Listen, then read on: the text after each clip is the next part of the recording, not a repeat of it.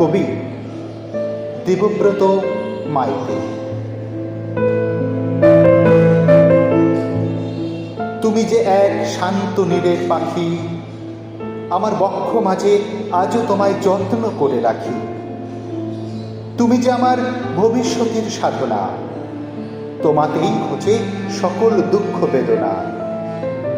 ঘুমের ঘোরে আজও তোমারই স্বপ্ন দেখি, স্বপ্নগুলো সাজিয়ে সাজিয়ে তোমায় ধরে রাখি।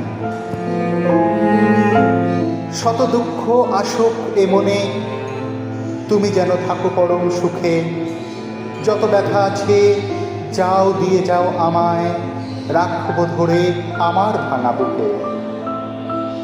আমার সাজানো স্বপ্ন গিয়েছে ভেঙে আজ, রয়েছে শুধুই জড় বস্তুর সাজ। কবেই হয়তো যেতে হবে তার ডাকে, সব অভিমান যেন তখন দূরে সরে থাকে।